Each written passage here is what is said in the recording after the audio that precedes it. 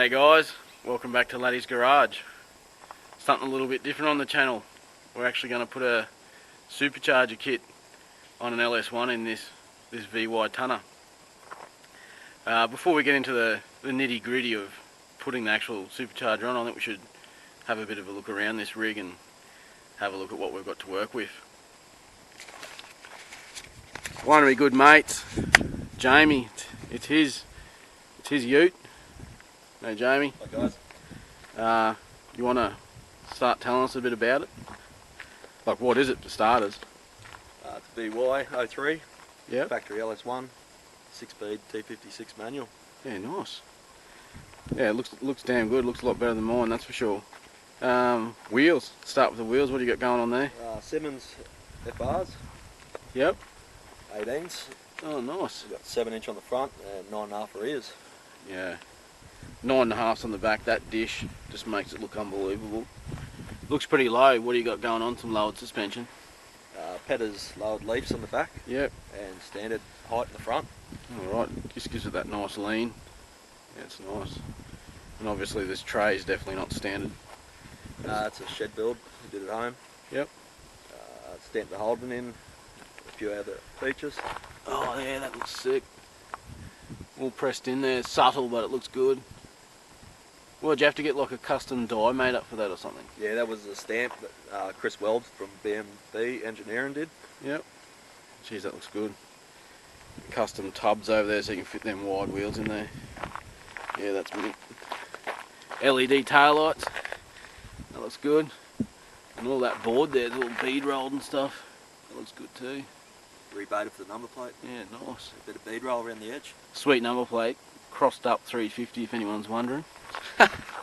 And with these utes, they definitely get crossed up easy with no weight in the back of it, that's for sure. Yeah, no, it looks awesome. That looks good. Alright. This is a factory car, so it's actually S-Pack, not SS. A lot of people put the SS on there. They only come out S-Pack, but yeah, factory 6-speed. It's all pretty standard inside, but let's pop up the bonnet and you can tell us a bit about what's going on under here. So, it is still 5.7 though, isn't it? It's still 5.7, yeah, it's factory 5.7. Yep. But you've had the engine rebuilt. Engine's been rebuilt. And what did you have done in there? SRP pistons, 6 litre cranking rods. Yep. Shane Alex ported the heads. Oh yeah, that's a fair bit of work, yep. And obviously cam. Yeah, 232, 234. What centre, 110? 110, yep. Yeah, okay, so it's nice and lumpy. It's probably a little bit tight of a lobe centre for a blower, but we'll put it on there and see how it goes, see if it makes good power. Obviously got good exhaust under here. Pacemaker extractors. 2.5. Then twin 2.5s. With high flow cats. Yeah, right. Okay. So, over the radiator, and it's obviously no MAF sensor, so it's been tuned. What did you have it on the dyno? What did it make? Made 405 running tune. Okay. Yeah, right. And obviously you want to put a blower on it. It's time, yep. What made you want to put a blower on it? I've been in a few turbo cars and there's just no comparison. Fair enough. Alright, well, I suppose before we go putting the supercharger kit on there, or before I show you what's involved with the supercharger, I think we need to get like a baseline run. Maybe head out to the highway and have a bit of an acceleration comparison with my ute, just so we can sort of get a baseline. Now, obviously this supercharger topic on this YouTube channel is pretty random, so this is another build on my channel. It's actually a turbo tonner, turbo setup, standard LS1 with valve springs and a turbo kit. So just so you sort of have a bit of an idea of what we're going to be having a comparison with today. There's a whole playlist of this build on the channel if you want to go to the home page and have a look. Look under the turbo tonner. 16 odd episodes of it, so if you're into that sort of stuff, head over and give it a watch. And also another build on the channel is the SS, which obviously is not finished, but taking some time out with the SS at the moment to get this job done with Jamie. So yeah, head over and have a look at the other builds, and plenty of good content on the channel. So what do you reckon, Jamie? Head out to the highway, and I might put you a few lengths out because I have a feeling of an unfair advantage So I might put you a few lengths out and we'll get a bit of footage and have an acceleration comparison. Let's do it. Alright, let's do it. Alright man, if you want to give it a hit, just give it a hit.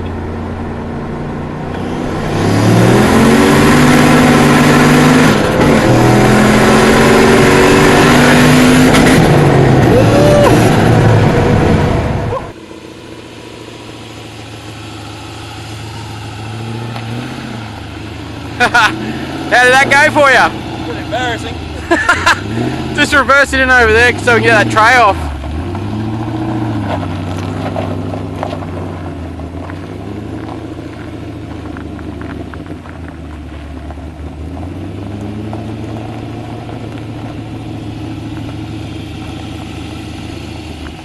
Yeah, that'll probably do, man. We're just going to get that tray off eventually, but what we might do is have a bit of a look inside at all the gear he's got going onto this, because obviously by the outcome of that run he's needing more power. So let's go in and have a bit of a look at the bits and pieces we got going on this thing. Okay, this is what we're going to put on it. Jamie actually picked this up second hand as a full kit off of a running Ls1 auto car, and it was making about 8 psi and just over 500 horsepower to the wheels. Now, from what the other people tell us and what we've researched, this is a PWR magnason style supercharger kit, so it's actually a magnason blower, twin rotor, and yeah, it's positive displacement blower. You got it for a good price, seems to be in pretty good condition.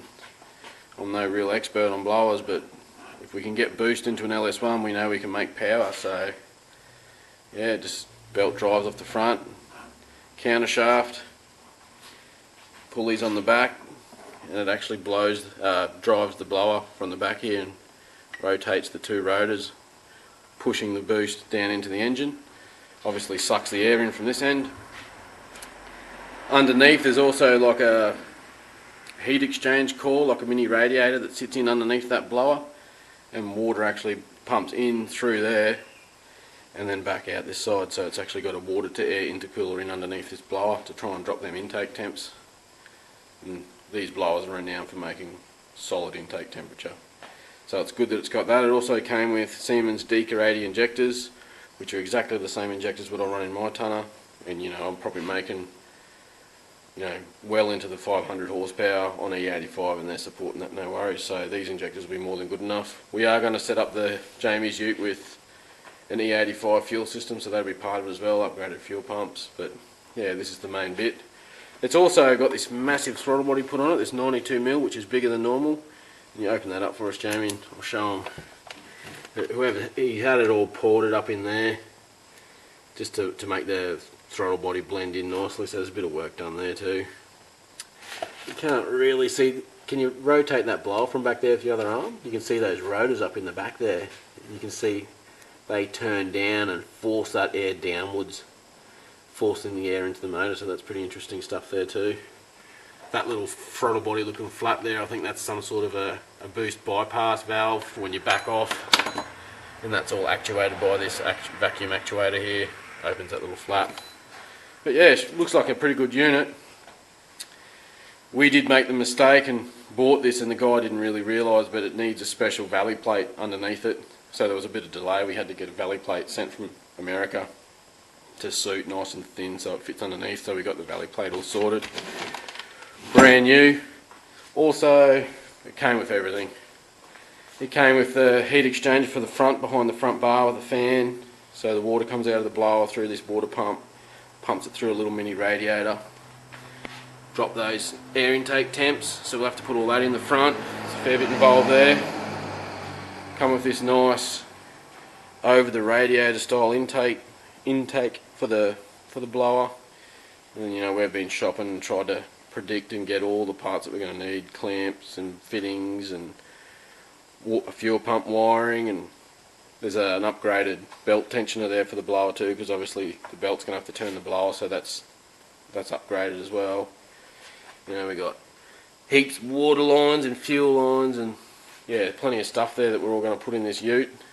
So, well, this tonner I should say. So yeah, what we might do is first thing we're going to bring it inside the shed here and work on it, but we might take that tray off because we've got to expose the fuel tank for all the fuel pumps and stuff like that, and yeah, we'll get stuck into it. Okay, we've got the tray off. Not really going to go into detail on how to get the tray off, but the reason why we get the tray off is because we have to expose the fuel system.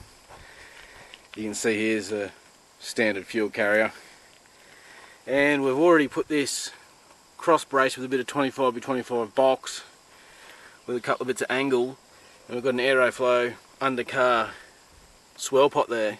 We're going to take that out so I can give you a better look at it, but we have been anticipating this build, so we have already done a little bit of work there just to play around with it. So now we'll actually get the car up in the shed and we'll actually work on the front of it first, get the heat exchanger and stuff in there. The last thing we'll actually do is the fuel system, so we'll move this in and we'll look at getting this front bumper off and get the heat exchanger mounted and water pump mounted, and we'll take it from there. Okay, first step, let's get that bumper off. If you've never taken a Commodore bumper off, pretty simple. A few screws across the front here, 1, 2, 3. Also a couple of screws in through the side here, one in the bottom, one in the top, and then that's both sides, and then you just pull the whole front bar forward. We'll also take the standard aspirated style over the radiator intake off as well. There's a couple of T-bolt clamps there, we'll take that off, get rid of all that. And we'll expose the front here and have a look at putting this cooler in. Okay, front bar's off. We also took the bonnet off mainly for lighting so we can see. Probably didn't really need to do it to get the blower in, but just for lighting, a lot easier. Couple of 13mm bolts either side. Pull the little clips out for the rams, pretty simple stuff. So what we need to do is, this heat exchanger core, it's just a little radiator really. We have to situate that in behind this Rio bar here, so what we might do is just the 3 14mm bolts either side to get that Rio bar off, and then we can play around with mounting that core right in the middle there. So we'll get that Rio bar off and have a bit of a play around and see what we can come up with. Okay, that Rio bar removed, and we've already played around and mounted the top mounts of the heat exchanger core here. Now this kit already came off a VT Commodore, so a lot of this stuff's going to go pretty easy and smooth because it's already been fitted. The top mounts were pretty simple, just a couple little bolts. There's a couple little angle brackets on top of the heat exchange, and they just bolt into this little lip here. Put some Nylex nuts on there so they don't come loose, one there and one there. Now on the bottom, it's pretty simple too. Into the bottom radiator support, you can see these couple of brackets here. Just another quick look at those spaces we put down under here. A couple of little aluminium tube spaces, a couple of screws. It's rock solid, like it's not going nowhere. So yeah, she's all mounted up. Also got to find somewhere to poke these hoses through. We'll get them out of the way and yeah, continue on with that Rio bar. Alright, I didn't get a chance to, or I didn't film the bar before I started, the Rio bar before I started chopping it, but obviously this normally bolts to the front of the car there, and you can see where I've had to mark in clearance for that fan. This is approximately where the fan motor goes. Now this took a fair few steps. I didn't really want to chew up too much footage showing you step by step each slither that I took, but I slowly crept up on it. You know, chopped a bit out, put it back up on the car around that fan, marked it some more, chopped it some more, and I'm actually at the stage now where I've chopped enough out that it clears all the fans and stuff. So it was pretty simple. You just get your cutting wheel in there, cut it, you know, cut it all out. Then obviously we hit all the cut edges with a little bit of paint so it doesn't rust in the future. So what we'll do now is I'll get this all bolted on, and I can show you how it all fits in the clearance. Okay, there's that Rio bar installed back in there. Probably will have to take it back off again to finish off that water pump install and stuff, but I thought I'd just quickly put it on there just to show you the clearance. Now you can see I've chopped out more than enough space for the back of that fan, so it can actually pull some air from in around there, and it's not too tight. You can see the motor just clears just nicely. So yeah, that's pretty good. Next step is going to be finding some way to mount these relays and this water pump up in this corner here. I think we might try and use maybe the horn bracket or something like that. I think that's how it was mounted on the other car, so yeah, we'll situate all that. All the wiring they're actually hardwired together, the fan and the water pump, so that they both run all the time. And we'll just hook it up to a toggle switch in underneath the dash. So there'll be a bit of wiring in the future too. But yeah, we'll look at the bracket and play around with that and try and get it as tight as we can and see where we can poke these water pipes up through maybe some factory holes. Trying to avoid cut this car up too much. We've already found a pretty good hole for that one under the headlight. After the Rio bar's off, I'll show you where that one runs. But yeah, making good progress. Alright, we've been busy playing around getting this water pump and relays mounted. They've actually utilised the factory horn bracket and just thrown a big zip tie around it to hold that pump. And just the way the factory bends are on these lines, it just seems to work very well. So there's the water with the end of the heat exchange, up to the water pump, and then that water pump pipe, well, the water pipe goes up underneath the headlight, and I'll show you in a minute where it pops out at the top. But we also threw the relay in for the pump and the fan, and on earth you can see I've ground them down real nice, and it's got Nylex bolts on the back of them little Nylex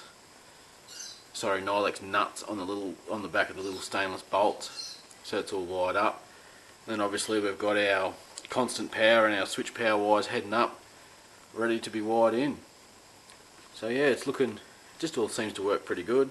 Had to bend this little tab off the corner here so it didn't rub on the pipe, and this pipe here actually just sits against that factory rounded edge, so that's not even sharp where that sits, no kinks. So it should have real nice water flow. Heat exchange fits in there nicely, should get pretty good airflow. So yeah. Also, the other water pipe, it sneaks up under the headlight there. No kinks in that either. And it pokes out under the headlight in this side. Just pokes up the end of the chassis rail there. It's just laying out of the way for the time being. And on this side you can see the constant power and switch power up there, and the other water pump just sneaks up through there, through factory holes. Pretty nicely fitting actually. So yeah, that nearly wraps up what we need to do in the front. Looks pretty good. Pretty quick and easy to do. I think the next thing we're going to do is actually throw the blower on. So that'll be a case of undoing everything that we need to get that intake manifold off. Now we've got injector plugs, throttle cable, the Pcv system has to come off. There'll be some vacuum lines on the back of the manifold as well. We'll pop the fuel rail out as well. So yeah, we might get a bit done and we'll give you an update soon. Okay, I'll go through what we've undone with a little bit of detail from front to back here. TPS, or throttle position sensor, unplugged. Idle control valve unplugged. Throttle cable unplugged. I've had to pull the rocker cover vent off the throttle body as well, and also the PCV, the crank ventilation off the intake manifold, which comes off here. Push that out of the side. We've undone all the injectors, it'll focus, and also undone the coil pack wire there, just so we can push that loom out of the way. This side, injectors as well, coil pack loom as well, push that off to the side. The fuel tank evap solenoid has been taken off. I just undid that, leave that on there. And the factory fuel line has also been taken off. Working our way back, in the back there, map sensor unplugged, the vacuum line for the heater tap, or the heater tap and heater controls inside have been unplugged, and also your brake vacuum line there has been unplugged as well. I just undid it off this side so it'll come off. So I did say the throttle cable, I think too, throttle cable's off. That's pretty much everything. So realistically that intake manifold now should be right just to pull off, if Jamie you want to pull that off. Oh, before you pull it off, you're going to undo the 8mm bolts. Yep. There we go. undo all them, make sure they're all free. And that intake manifold should be right to come off. You grab that and pull it off, mate.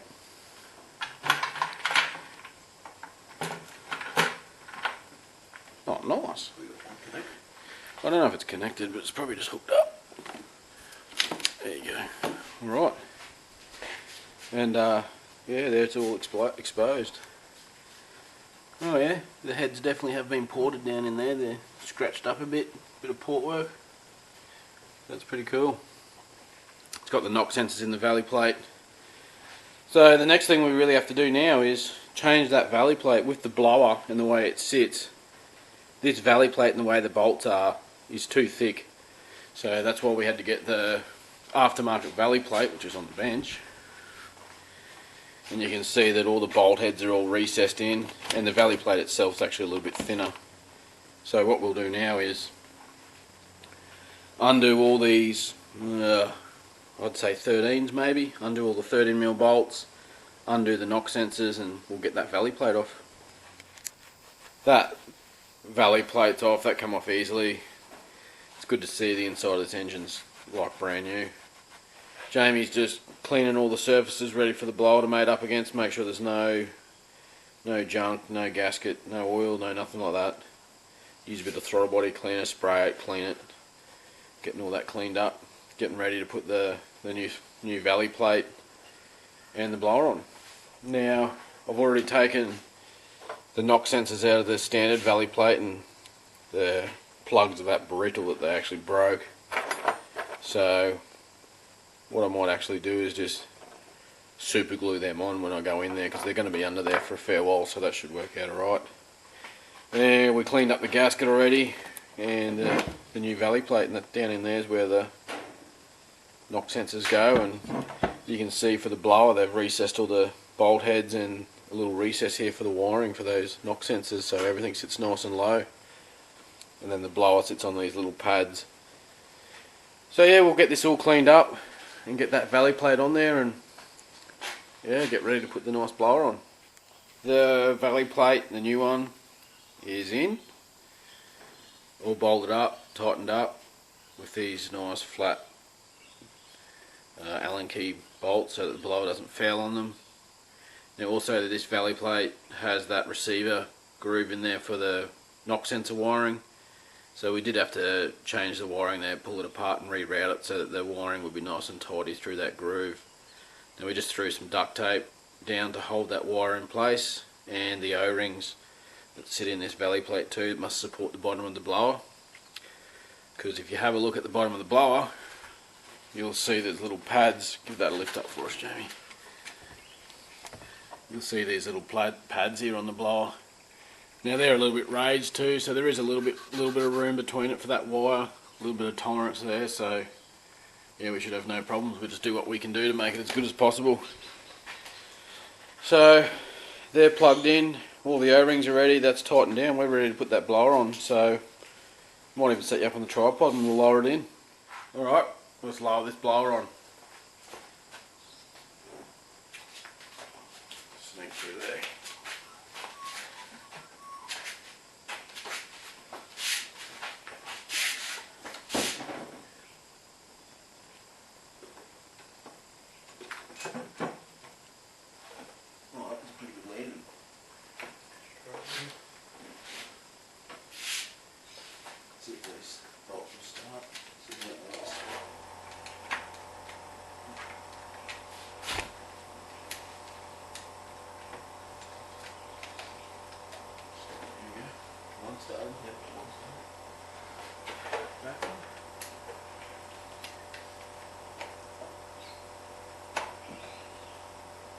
Sweet. What are they, 10s or something? Wow. Looks pretty sweet. Focus. We'll go through and do up all them bolts and start having a look at where some of these lines are going to go. But yeah, it's definitely it definitely looks nice. They have the polished throttle body and the polished rails. Once that nice fiberglass gloss black over the radiator goes on there, I think it'll look pretty good actually. Alrighty, we'll have a bit of a tinker and get all this tightened down and stuff, and we'll keep you updated. We're just working on torquing the blower down. We looked up the manufacturer's specs, and the first pass is like 8 Newton meters, which is nothing. So we've just jumped straight to the second one, which is 10 Newton meters. We've already been around and done it to 10. There is 2 that we can't get to. Under this actuator there's a bolt we can't get to, so I just put a spanner on there after I've torqued it and have a bit of a feel, make that one match. And then also the one at the back here as well, can't get to underneath that pulley, so I do the same thing with the spanner. But yeah, we're just working from one end and working back, which is a little bit opposite to what you would do with the head, but just with the information we've found online, that's what it says to do. So now we've got it set at 12 Newton meters. I'm going to do a final pass and the blower will be installed once and for all. And then we'll come back and start working on what we're going to do with all the PCV vents and fuel lines and whatever. Okay guys, we've been busy getting a fair bit done. So I'll run through every single thing we've done so you can see what's been happening. First thing we've decided is the Pcv system. We've just taken it off. We're actually going to put a catch can in here, just like on my tonner. So you'll see that the top of the rocker covers here are just venting into the atmosphere for the time being. Probably get a bit of oil smelling inside there. We'll see if it spews out any oil. It probably won't. I know that on my ute I don't even collect any oil in the catch can, so it'll be very interesting. And there's also on the top of this rocker cover here another port there that we've just vented out as well. It just frees up a lot of the lines. The lines that we had, just bulky, ugly. You know, that bloody wrapped around the back, and with that blower belt in the back there, if it focuses, it starts getting a little bit tight. So we'll end up putting a catch can over on the front here, so it's got something to dump into. Heaps better idea than trying to make that work. One thing I've realised is from the front here there's no boost, and anything back here or under is boost. So a lot of these vacuum lines that we've put in here, it's not boosted. Like a turbo car, this would all be boosted, so it would what do you say, it would sort of blow back, but here it's always sucking at this point. There's no boost here. So we've got the fuel tank evacuation solenoid here plugged into one of the ports. Obviously the other port here is for your little blow off valve or boost bypass valve inside. We've bunged this one off. Factory fuel line fits straight on, so that's all buttoned up. All the injectors are obviously plugged in, coil packs are plugged in, all factory wiring. We didn't have to move anything. TPS and idle control valves all plugged in nicely, and our air temp sensor will go into the new over the radiator. So yeah, that pretty much wraps up this side. Now this side we have to find somewhere for the brake booster, so that also goes forward here into the front, wraps around, and then also the heater box inside and the heater tap and so on. It's hooked up here to the line, and it goes to another little port down there. Now you can see we've got a bung on top of the throttle body there, so there's no leaks. Probably put a zip tie on that. So yeah, we've got that sorted. We also mounted the fuel pressure regulator onto the end of the rail here with some AN fittings. Now the standard fuel system in these utes is a sort of a deadhead system, but we're going to be changing to a return style system. So we will feed up the factory line, fill up the rails. There's a crossover pipe around the back there, it'll fill it with fuel, and then all the fuel that we don't need to set the fuel pressure will go down a return line that we have yet to put in, but we might put that in and do the fuel system and stuff in the next episode. So, but we put the fuel reg on there, and the one line that does need to see boost, it actually goes back into a port here, which is in one of the intake runners. So that one there will actually reads boost, so we'll get a boost reading on there, and that fuel pressure will rise 1 to 1. So yeah, that sort of sorts that out as well. So all the injectors and everything are all nicely plugged back in. We tried to fit it off as nice as we could. This evac thing, we lost the standard bracket, so we just drilled a bit of a hole through the coil pack bracket, zip tied that down so it's a bit nice. And also we tweaked the throttle cable bracket that it came with to try and get the most response possible, a nice tight throttle cable. So that included notching out this bracket a little bit to make it roll over. You know, I actually had to just machine back the back of the blower here a little bit just to allow that bracket to come back, and we managed to get a perfectly tight throttle cable on that big 92mm throttle body, so that should make it super snappy. So yeah, it looks pretty good. One thing we do have to do is take these Phillips head screws out and put Loctite on there so they never come out. I cannot emphasise how important that is to Loctite these two screws, so we're definitely going to get that done. So yeah, definitely making good progress, and you know, it's definitely something a bit different to what I'm used to, but it looks pretty good. They do say it fits over the standard bonnet, but I don't know, it's hanging up a fair bit there, so we'll have to see, but yeah, it should be good.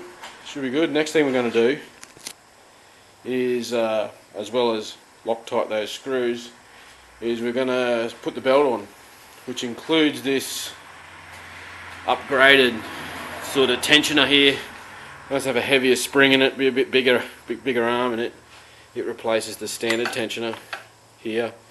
So I think it's a couple of 15mm bolts. Take the standard belt off and all that, and we'll get this bolted on with the spacers that go on the back, get it all spaced out, and get that belt on and see how it all looks, make sure the belt that they give us with it fits. So we'll tackle that, and after we do a little bit more I'll give you another update. Okay, we got that belt tensioner on, and after playing around we've actually had to put some washers in there. I'm not 100% sure why it wasn't lining up properly, but there's a few washers in there just to adjust where the belt runs. Now I have disconnected the fuel pump plug so that we can actually turn this thing over and just have a look at it, the belt, make sure it's not going to work off. So we might even just give it a hit now, Jamie. Just give that key a bit of a turn and we'll show them it turning over. It won't start, no fuel, but yeah, we'll just turn it over and make sure it's in neutral. Yeah. You can see that counter shaft rotating in the back belt. It's pretty cool. So yeah, that belt's riding pretty well. So yeah, there's a bit to go. Still got to fit the water pipes. This water pipe here has to be hooked up onto this side, and then this other water pipe here over to this side. We have to run a new return line down to the back. We have to hook up the wiring for the fuel pumps, for the fans, for the water pump. We have to do all the fittings and stuff in the back here as well. It's a bit dark, but there's all fittings for that swell tank. So there's still a fair bit to go. So I'm thinking I'll probably split this up into two more episodes, or another episode. So we might finish this one up here. It's been good, got a fair bit done. Blower's on, all the heat exchange and everything's on. So hopefully it was fairly informative for you, and yeah, if you like the video, hit the thumbs up. Subscribe if you want to see the next one. Don't forget to go and have a look at my homepage there and have a look at the build on the other tonner, the turbo tonner and the SS. Plenty of content there to have a look at, and yeah, we'll definitely get the thing running. It's good to be working on something a little bit different, that's for sure. We'll get the tune sorted and give it a rip, and the next video will be good. We'll start it up, and good times ahead. Alright guys, have a good one. We'll catch you on the next one.